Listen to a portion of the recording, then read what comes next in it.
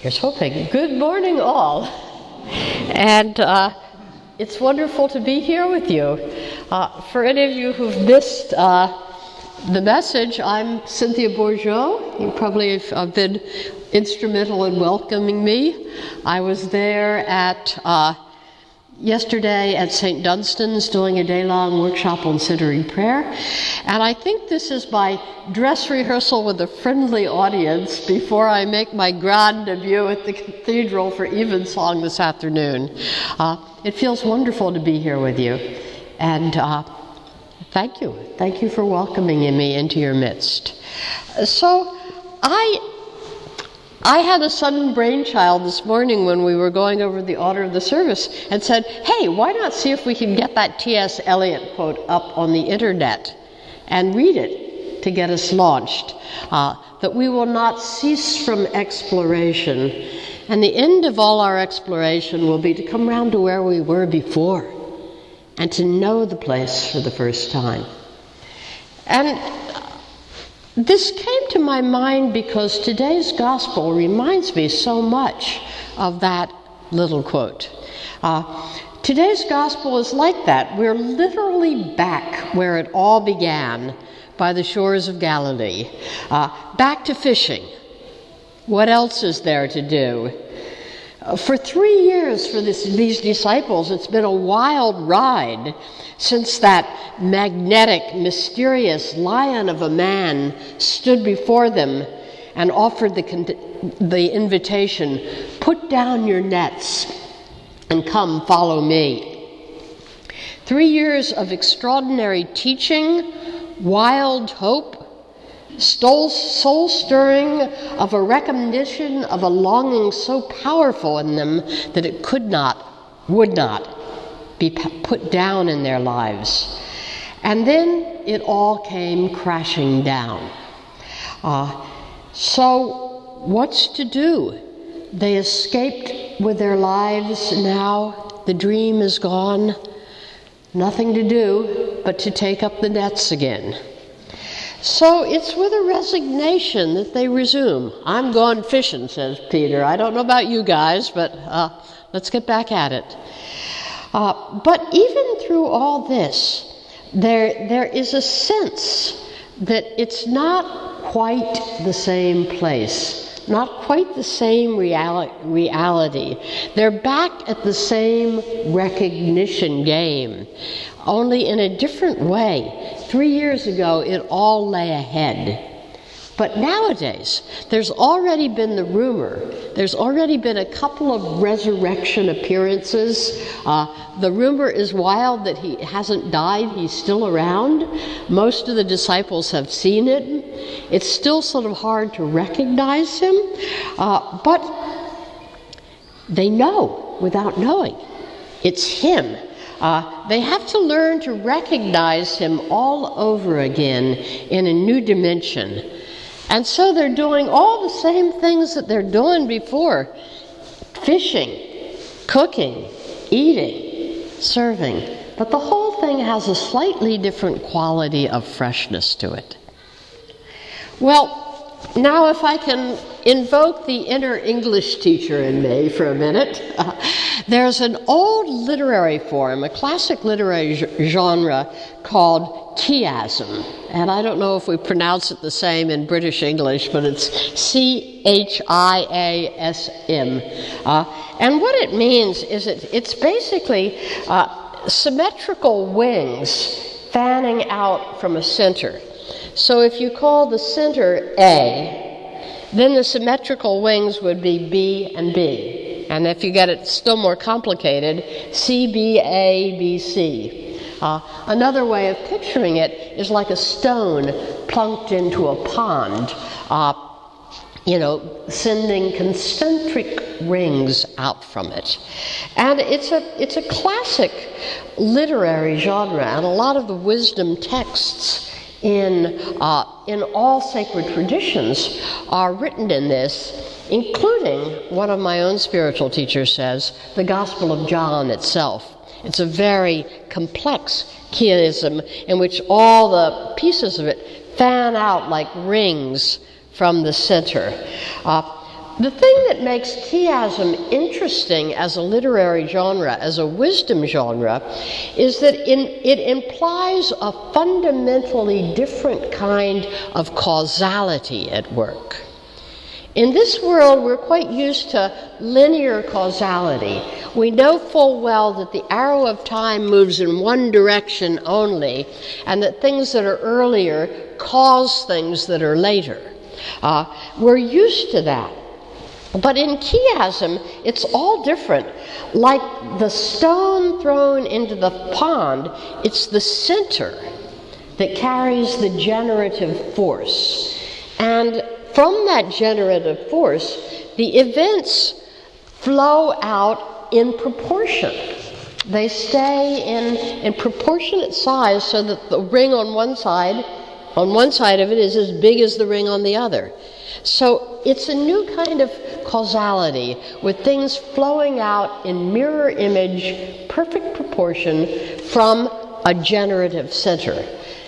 And in this arrangement, time has a whole different configuration. Rather than flowing like linear sequence, it's more spatial. Time is no longer so much a duration as a volume, and it can appear to flow backwards as it circulates around the center, so that past and future can live in a kind of symmetrical relationship with each other. A whole different way of ordering and perceiving reality. It looks like it's marching to an entirely different hand of causality, cutting a slightly different pattern upon the surface of the world. So, if, as you probably picked up, I'm suggesting that these two sort of look-alike symmetrical scenes around the Sea of Galilee, one that gets the whole gospel story started in the first place, and the other one that sort of ties the whole thing up, if these are symmetrically balanced opposites, what is the center that they're revolving around? What's the stone plunked into the pond? And of course, the obvious answer is resurrection. The resurrection, the great Easter event. It's the great stone that's plunked into the time-tossed, tragic chronology of our world. It plays and it plunges things into a whole different ballpark. At the beginning, the disciples meet Jesus. When the disciples first meet Jesus in time, the whole thing lies up ahead. What's going to happen next? How's it going to unfold? Master, who are you? Where do you live? Come and see, he says. Are you the Messiah? Come and see. Is it going to be a new kingdom of heaven? Is it going to be an earthly rebellion? Is it going to be a political adventure? What's going on? And off they run. And now, it's a whole different world. It's as if time is flowing backward out of that wormhole of the resurrection, pouring up and into reality from that new center. And they do all the same things, but they have a slightly different dimension to them. They fish, they eat. It's a simple, human, gentle way of being in the world, and a kind of bare immediacy. But it's all now bathed in resurrection light, and it's in this light that they finally begin to understand. Jesus teaches the same teachings. Abundance. The sea is not empty. Just put your net in on the starboard side. And compassion.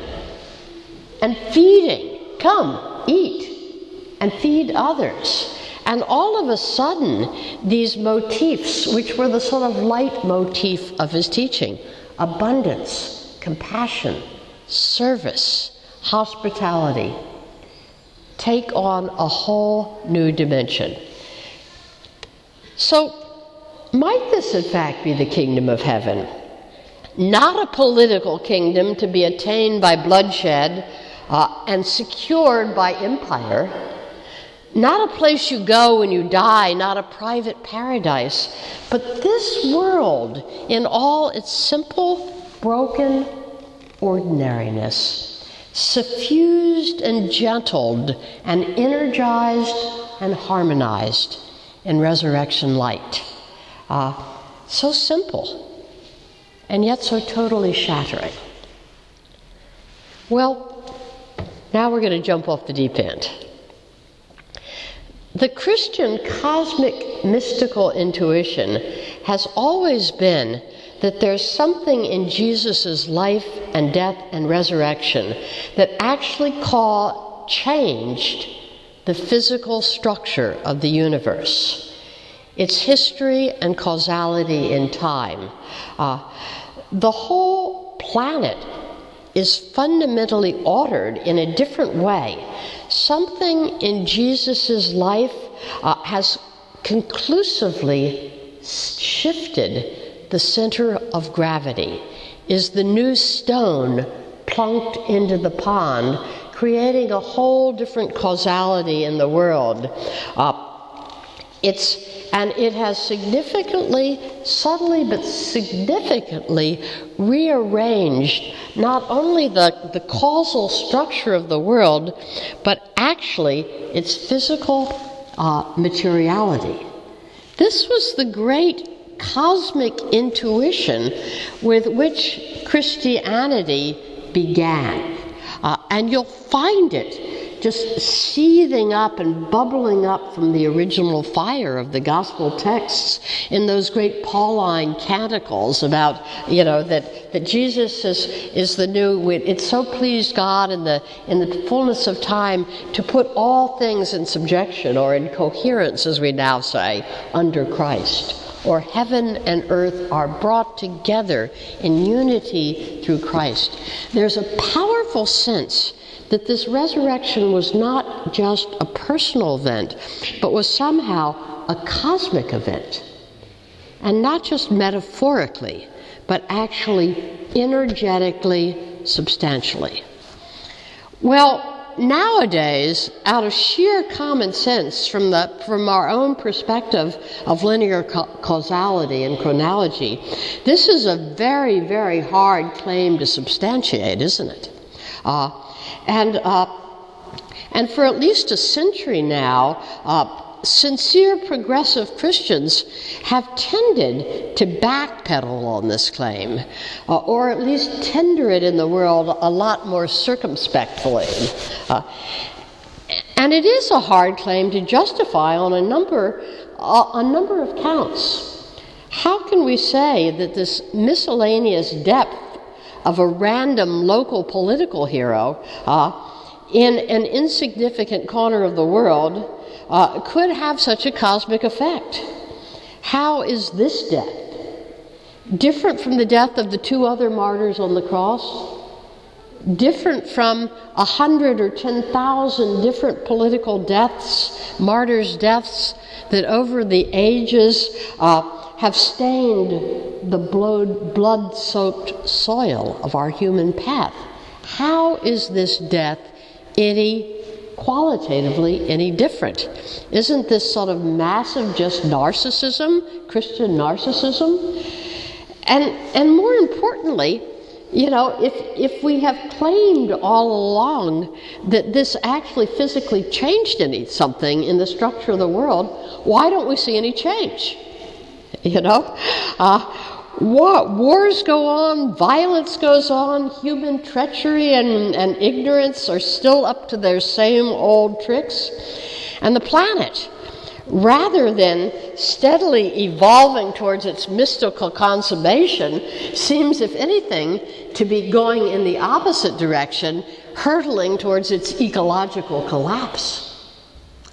So on what basis could we possibly tender this claim that in the resurrection event, something of a subtle but absolutely concrete cosmic collective proportionality, substantiality has happened? How can we do it? And I think that for most liberal Christians, resurrection has basically become nowadays a private metaphor for inner transformation and healing.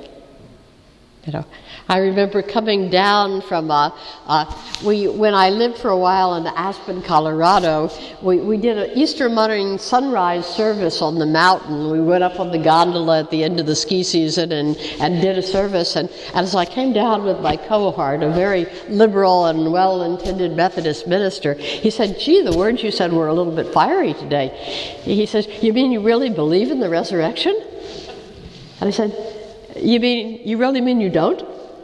And it was a moment. He says, well, yeah, it's a personal metaphor for healing. And I was saying, well, if there's no cosmic equivalent for it, what the hell is the point of personal healing? But there we have it. Most of us have taken one big, huge step back from this admittedly outrageous cosmic claim. But I think that we need to come back and revisit this a little.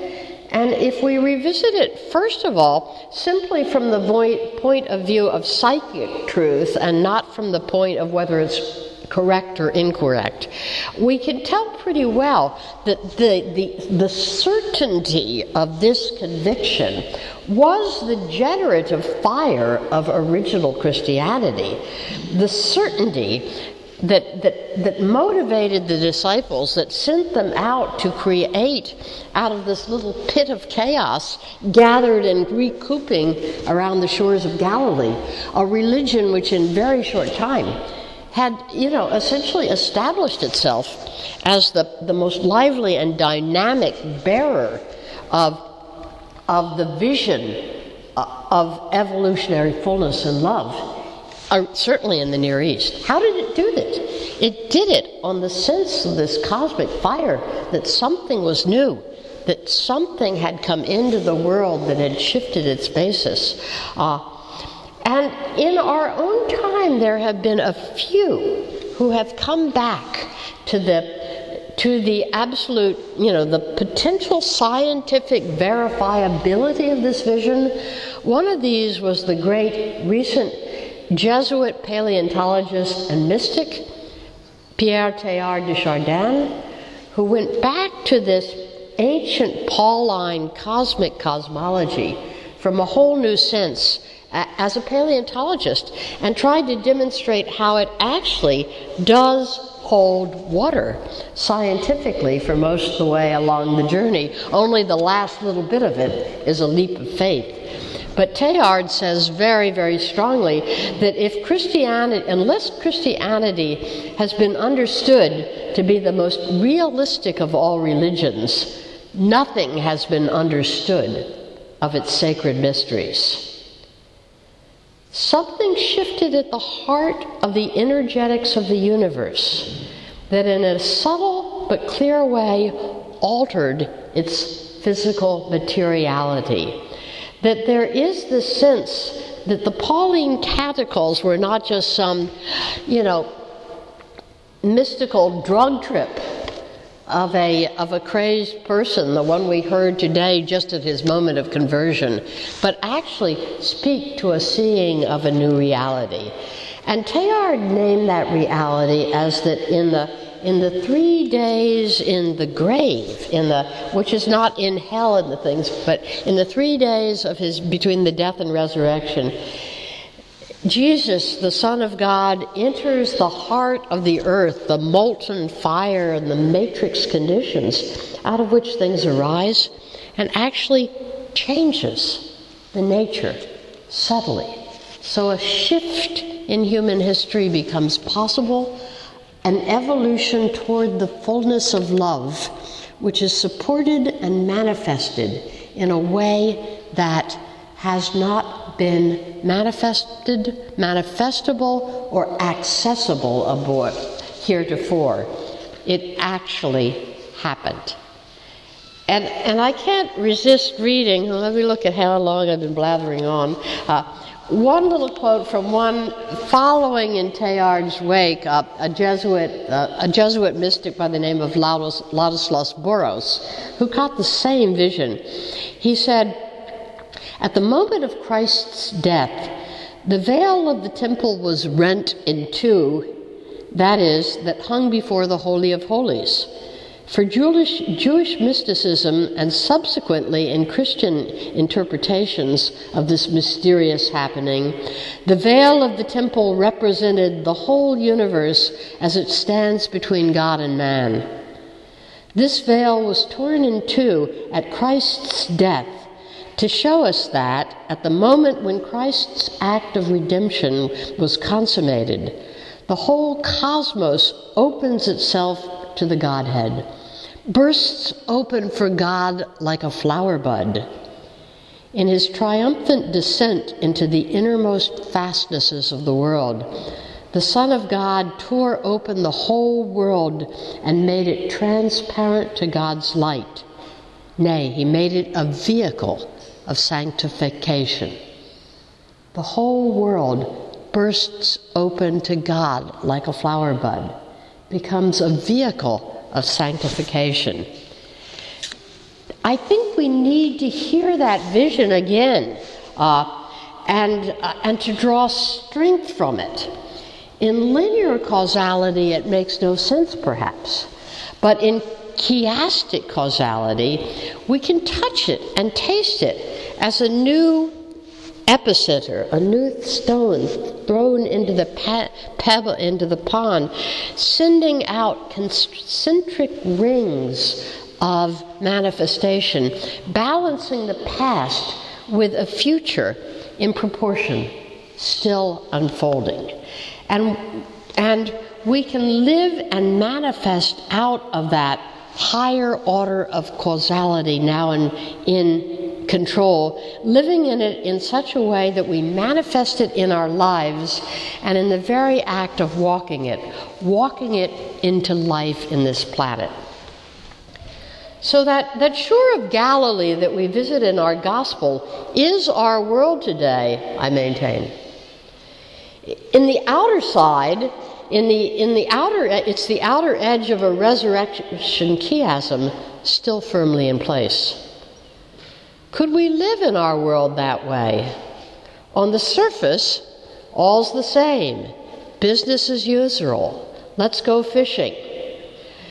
But as we clothe these simple actions in the subtle reality of this love which has been made manifest and is pouring out of center, if we clothe our actions in the subtle vestments of compassion, kindness, coherence, abundance, we witness in a quiet way to a higher causality at work in the world, a higher hand, and in the very way that we surrender to it and witness to it, we activate it and make it manifest as a higher and living force in this world.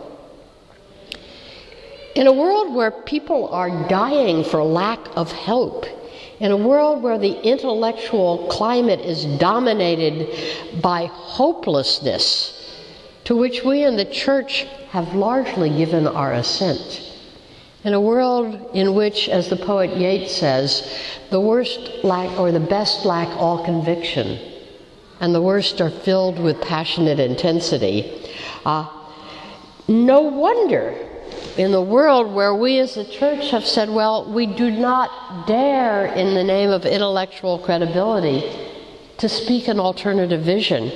No wonder we put out our nets and they come up empty. What would happen if we cast them on the other side? Are there 153 fish still awaiting us in the sea? So, thank you. That's all I have to say.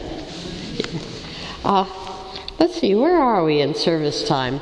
I guess it may be, if anyone, we have, a couple of minutes, I think, that if anyone has any sort of reflections or comments or clarifications that you would like to share to that, we have a few minutes. Floor's open.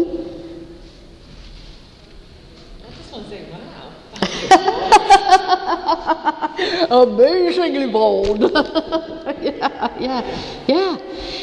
What does it hurt to live into a vision that's large, that's empowering, that's filled with love.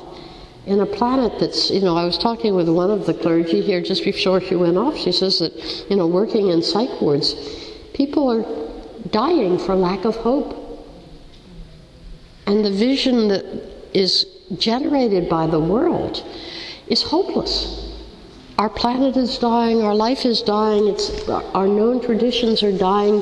We're a tiny back end of a random cosmos and a random world and a random universe where nothing we've really believed in could be physically true. Our Christianity is a kind of theme park.